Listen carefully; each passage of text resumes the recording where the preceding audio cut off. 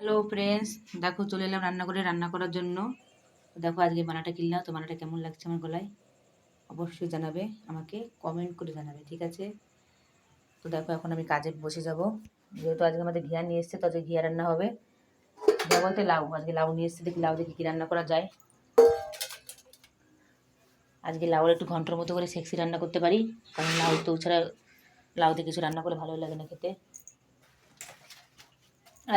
আজকেও আবার লেটে লেটে স্নান করেছি ফ্রেন্ডস, আজকেও লেটে স্নান করেছি আমি, কারণ আজকে একটু অনেক ধোয়া পোছা বাকি ছিল, তো সব কিছু ধোয়াধুয়ি করলাম, তো ওই জন্য আজকে আমার লেটে হয়ে গেছে স্নান করাটা।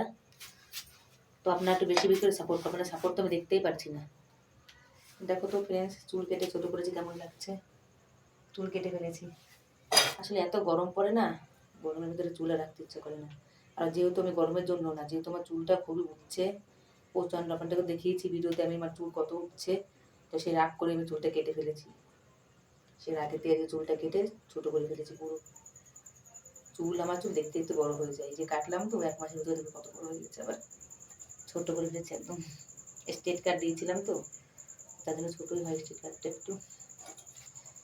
তো আপনাদের সাপোর্ট কিন্তু আমি দেখতে পাচ্ছি না, দাঁড়াও বন্ধ করে যাচ্ছে ভিডিওটা, সলো করছে না যেহেতু লাইট ওদিকে পড়ে যাচ্ছে। তো দেখো গরমে তো পুরো ঘেমে পুরো পাসিনা পাসিনা হয়ে গেছি আমি। এখনই বসলাম, দেখো আপনাকে দেখাচ্ছি কি নিয়ে এসছে আজকে। এই দেখো, দেখেছো দুটো লাউ, দেখো দেখেছো লাড্ডুটা কেমন লাগছে? দেখো একটা বড় একটা ছোট, কোনো ব্যাপার না, এরকমই হয়, একটা বড় একটা ছোটই হয়। তো দেখো আমার ধরাটা ভুল হয়ে গেল, বড়টা যাবে এইদিকে আর ছোটটা আসবে এইদিকে। দেখো তো কেমন লাগছে লাউ। এই বন্ধুরা এত বড় একটা লাউ ধরে তেল মাখিয়ে ভালো করে মানে মালিশ করা যায়, তাহলে কেমন হয় বলো তো? তেল লাগিয়ে তারপরে কেমন লাগে বলো? এটা ঢুকবেই না হাতের মতো ঢুকাচ্ছে, দেখো ঢুকছেই না, দেখেছো? দেখো কতই লাউ। তো ভিডিওটা অবশ্যই দেখবে, কিন্তু কেউ ভিডিওটা মানে ভিডিওটা কেউ না দেখলে একদম মিস করবে। দেখো ভিডিওটা খুব জালি সুন্দর বেরিয়েছে। এটা হচ্ছে কদু, দেখেছো? কদু খেয়ে বধূ হয়ে যাও, ভোদর হয়ে যাও। তো বন্ধুরা ভিডিওটা কিন্তু দেখবে, অবশ্যই বেশি বেশি করে দেখবে। আর আমি শর্ট ভিডিও বানাচ্ছি কিছুক্ষণ পরে কটা, আপনারা শর্ট ভিডিওগুলো একটু বেশি বেশি করে শেয়ার করে দেবেন, আর আমাকে একটু বেশি বেশি করে সাপোর্ট করবেন। তাও আমি তো আপনাদেরকে ভালো ভালো ভিডিও দেওয়ার চেষ্টা করছি। দেখো পাটা কি পাতলা পাত হয়ে যাচ্ছে, আপনারা সাপোর্ট করছেন না বলে, দেখেছো? তো আপনাদের সাপোর্ট আমার খুবই দরকার। সাপোর্ট করছে না বলে পা দুটোই পাতলা হয়ে যাচ্ছে আমার, দেখেছো ফ্রেন্ডস? কি বলো, বুঝতে পারছো আমার কথা কিছু? দেখো পেটটায় কিছু নেই, খুব খিদে পেয়ে গেছে। আজকে সকালবেলা লাবড়ি খেয়েছিলাম, তো লাবড়ি খেয়ে পেটে পেটে শরীর করতে ভালোই লাগে, খারাপ লাগে না। খুব গরম লাগছে, চুলটা বেঁধে নিই উপর দিকে।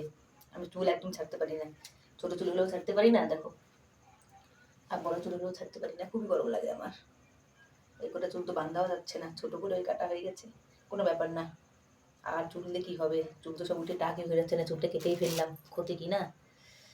আজকে খুব গরম লাগছে, প্রচণ্ড গরম লাগছে, কি বলবো, এত মানে কি বলবো, এখানে চুল কাটছে মাঝে মাঝে পা মানে সাইড দিয়ে।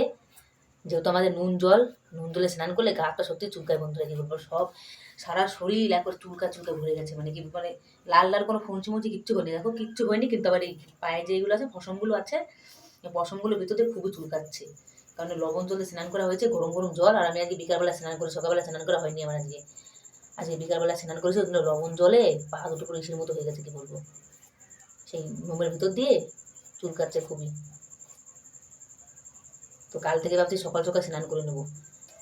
সকাল আজকে তো ঘুমই হয়নি, একটু ঘুমাতে পারিনি আজকে, সকাল দিনে একটু ঘুমাতে পারিনি আজকে।